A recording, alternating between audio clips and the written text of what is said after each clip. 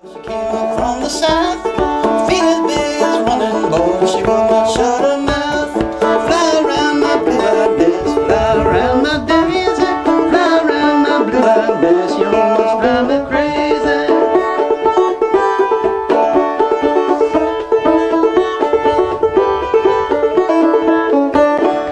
I'm Jim Morris, and I'm from Springfield, West Virginia. I make instruments, old-time instruments out of just about anything I can find. Cookie tins, cigar boxes, and I make them the way I think they would have been made in the mid-1800s with goat skin or some sort of animal skin on the head, and most of them, a lot of them are fretless instruments. Oh, I come from Alabama with a banjo on my knee, born to Louisiana, my true love for the sea. It rained so hard the night I left, the weather it was dry. Sun so hot I froze to death. Susanna, don't you cry. Oh, Susanna, don't you cry for me.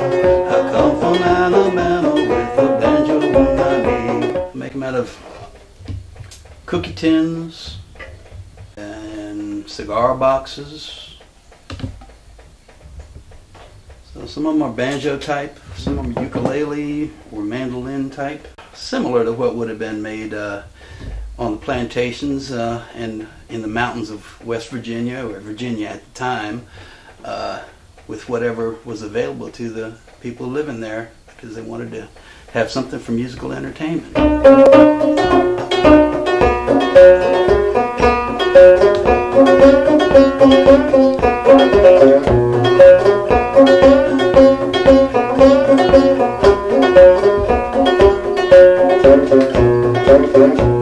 When I was growing up, both my parents were classical musicians, and my father was an opera singer. He was a tenor soloist in the United States Navy Band there in Washington, D.C., and of course they both wanted to steer me into classical music, but at that time the Beatles and the Rolling Stones were coming out, and that's the direction I wanted to go, because that's where that was the cool stuff going on back in the early 60s.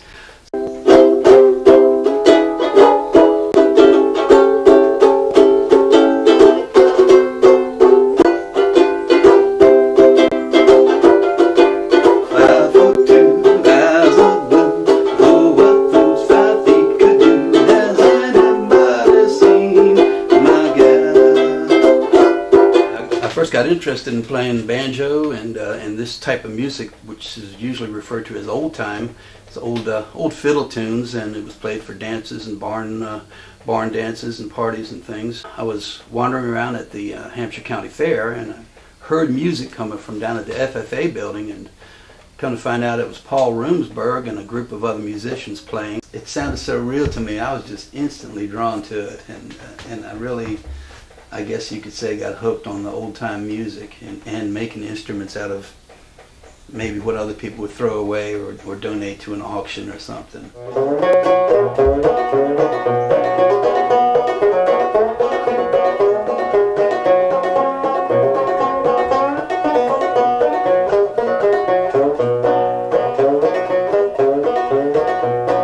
So I'm trying to make banjos right now, where my little journey has taken me, the way they would have been made in the mid-1800s, just prior to and during the Civil War, before the factories and Sears and Roebuck started selling them. I make all these instruments and I don't have time to play them all. I play one or two pretty regular when we get a cabin get-together or something like that.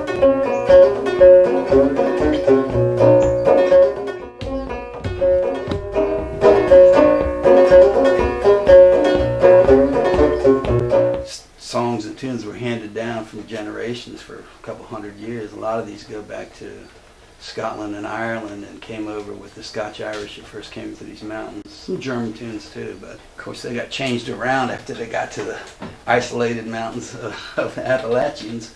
But still you can hear echoes of the Irish in some of these, and echoes of some of the Scottish sounds.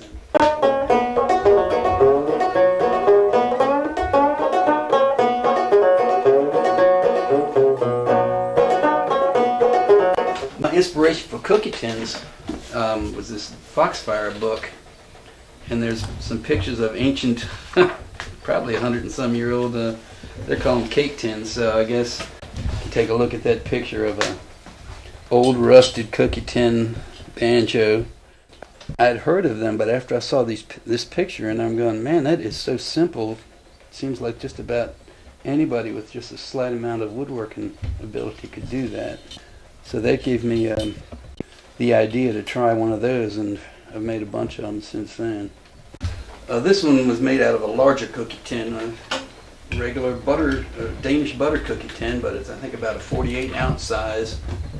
And I decided to try to make an upright base out of it. On this one, I cut the bottom of it out and put a wooden piece. I think it would give it a little bit better tone. I'd read about people using weed whacker line, regular weed whacker line, and so I bought various sizes of weed whacker line, and that's what's on here for strings.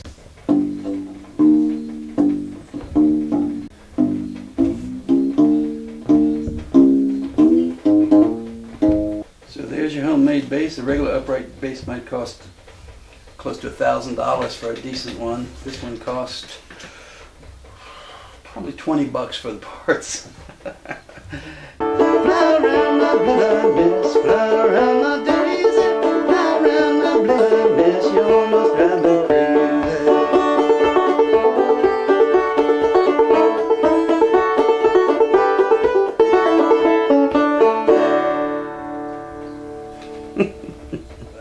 It's become something that I really enjoy doing. Has anybody seen my cow? One more time. Yeah, you gotta get another verse. Or I love that. I wasn't going to do the whole song. Yeah, that's all right. That last song. 190 calories per song. That's what it says right there. It's a fun hobby and keeps me out of trouble.